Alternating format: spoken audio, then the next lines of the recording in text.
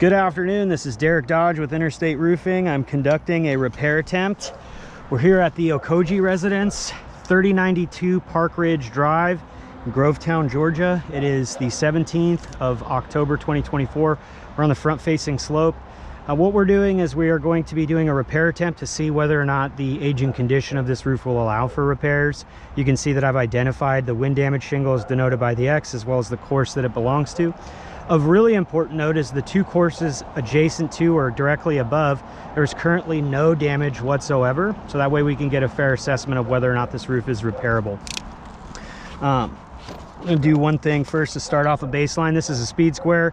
We use this for all sorts of applications in construction. What I'm gonna be using this for is to establish a 45-degree angle, because I do not need to lift these shingles above a 45-degree angle. I will not be lifting them. So this is an opportunity for you to take a screenshot of this so we can set up what 45 degrees is. This is the pivot point. We always put that at the bottom. This is a wind damaged shingle, so there's no worry about lifting this up. And right there, that's a 45-degree angle. So as you can see, I do not need to lift these shingles any more than that. So you can take this as an opportunity to take a screenshot.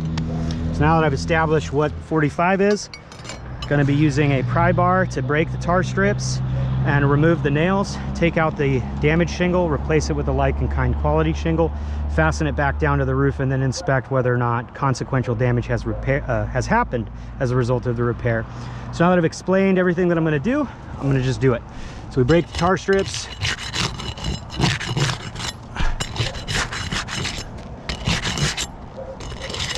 It's nice, warm outside. There we go.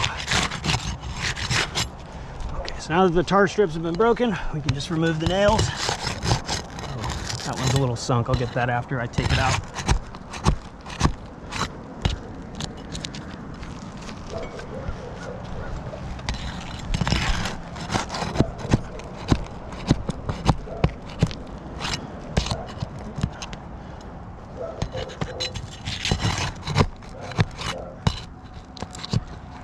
See, I'm able to remove the nails without lifting these shingles very high at all.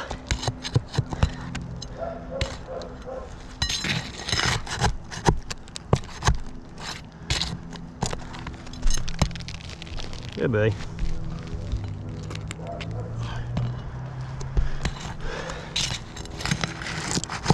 One sunk in there.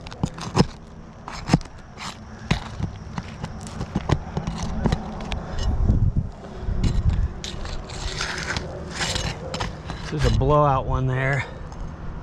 Should just be able to pull it because these couple that are sank. Oh, am I missing one?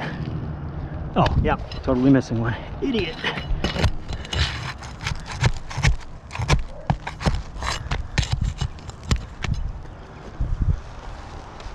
Okay. I guess it's not sunk down enough.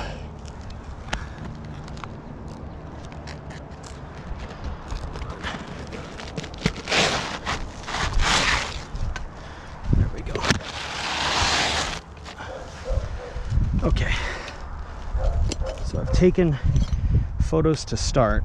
I need to take photos along the way. Overviews, close-ups.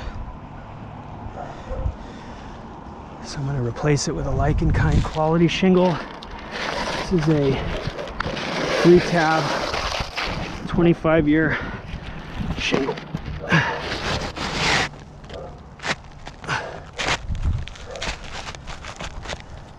Line that up with the chalk so that everything's good.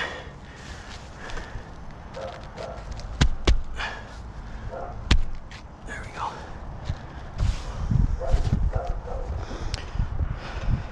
Hold on. I don't want to do that.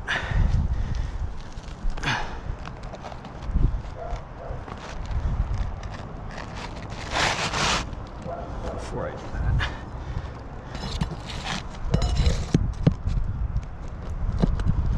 That nail, and there's another one like right here. Not that one. We're good.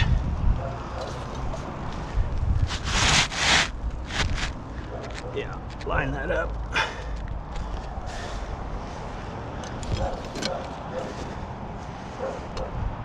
There's a magnetic hatchet. This is great because the way you smack it onto the roof, you're actually able to match the pitch. Forgot. I'm gonna do this one more time to establish what 45 degrees is. That's a 45-degree angle, so any more than that is too high.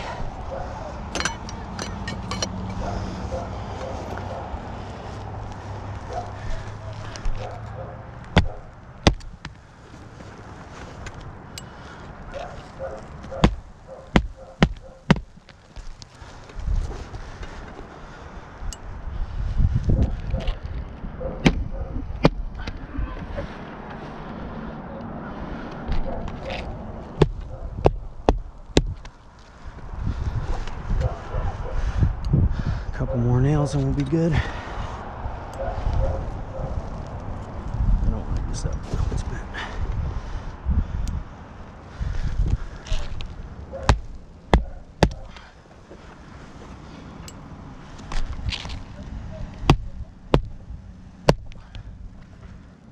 Put one more for good measure on that seat. Okay, so now we've nailed the new one in. We can see some consequential signs of damage. I'm gonna take some photos. So we know that I didn't lift the shingles above a 45-degree angle. I've heard some adjusters say if you lift any shingle above a 45-degree angle, you're gonna have granule loss. That is not true whatsoever. I want to establish a baseline again. So this is the brand new shingle. Let's assume that this is really pliable, because it is. And lift the shingle to a 45-degree angle. If the matting is fractured, which is what granules dislodging comes from, if the matting is fractured, when I wipe my hand across the top, we should see some creasing. We don't see any creasing. Let me lift it a little higher. This is a 65-degree angle. Some adjusters would call this a 90. 65. See how slow it comes down? There's still tension in the shingle because the matting is still intact. Wipe our hands across the top. We see absolutely no granule loss. Let's do a 90-degree angle. We do 90. Look at how slow it's coming down. The matting is intact, the asphalt is still pliable, and there's absolutely no granule loss whatsoever. So right here we can clearly already see the beginnings of a crease. So one thing that I do to check if matting is fractured, I check the tension in the shingle. This feels like a sticky note flapping in the wind. I'm sure the camera's catching that. There's absolutely no tension whatsoever, but when I wipe my hands across the top, look at that. Look at all that granule dislodge. So the matting is fractured in this shingle. So this is a total fail. Let's look right here.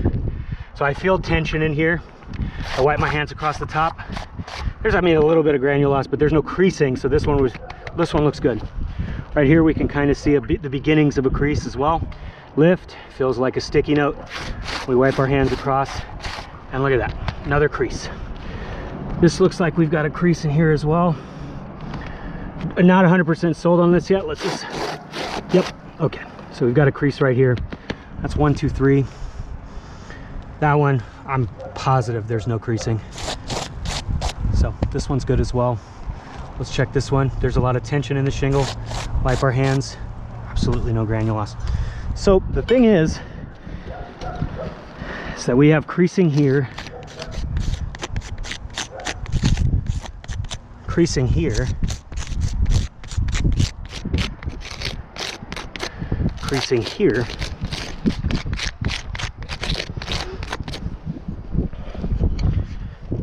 so we can take a photo of that as well.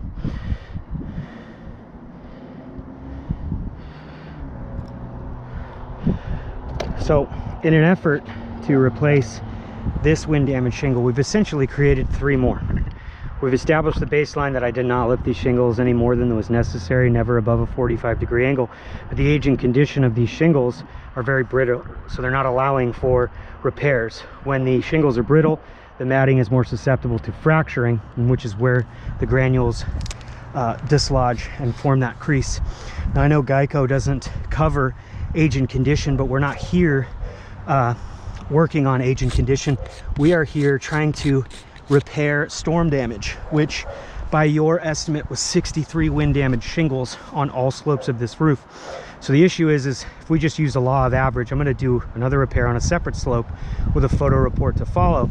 But if I'm getting 3 damaged shingles, by the time we repair 63 more, we're going to have 183 damaged shingles. So we are not going to be getting the Okojis back to pre-loss conditions. We're going to be causing more harm than good. So just based off of this slope, I would say that the front slope of the roof is not repairable.